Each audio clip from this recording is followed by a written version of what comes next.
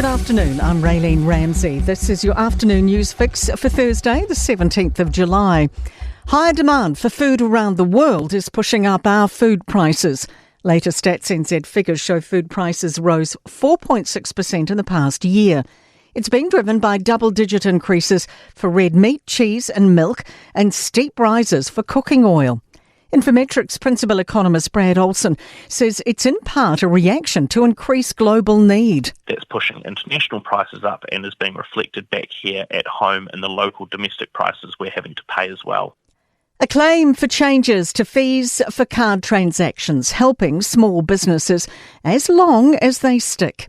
The Commerce Commission's announced today it wants banks to reduce Visa and MasterCard charges paid by businesses by $90 million a year. Restaurant Association CEO Marissa Bidwar says it's a welcome change. She says payment fees need ongoing monitoring. This is an area that we've been talking about for a long time that needs to be reviewed and looked at regularly to ensure that these costs remain fair. Food Safety New Zealand is dismissing a study that calls Campylobacter infection rates an epidemic.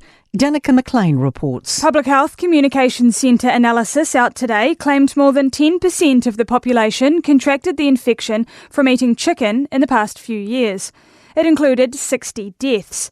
Food Safety New Zealand's Vincent Arbuckle says the paper's methodology has significant limitations and its conclusions are not supported by evidence.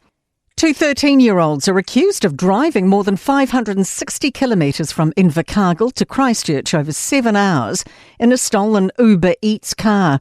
They allegedly stole the car on Saturday night as the driver dropped off food, stealing petrol along the way. Police say the fact they crossed the South Island without serious injury is extremely fortunate. Health Minister Simeon Brown's been kicked out of Parliament because of a misplaced quip. The opposition was grilling Tertiary Education Minister Penny Simmonds at question time on demerging Polytechs. Brown asked Simmonds a follow-up question aimed at the other side of the House. Can the Minister clarify to the House whether or not financial literacy courses will be one of the courses offered at these Polytechs? And if so, will members of the opposition be eligible? Speaker Jerry Brownlee wasn't laughing. I've warned and warned and warned. It's time for the Minister to leave the House.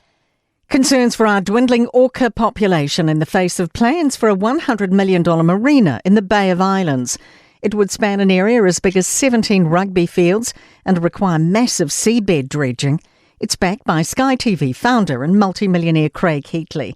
Local democracy reporter Susan Botting says it would have far-reaching implications for orca. This is not good news for orca, that there's fewer than 200 orca and it's going to be a tipping point to extinction. In sport, Roger Tuivasa-Sheck admits a switch back to rugby union is an option when his Warriors contract expires at the end of the 2026 NRL season. He's confirmed reports he's been approached to join the Saudi Arabian-backed Rugby 360 competition. Kalen Ponga says he'll remain with the Newcastle Knights in the NRL until the end of 2027. And the All Black selectors have rung 10 changes to the starting 15 for Saturday's third and final test against France in Hamilton. That is your latest news fix. We'll have the next update tomorrow morning from the Newstalk ZB newsroom.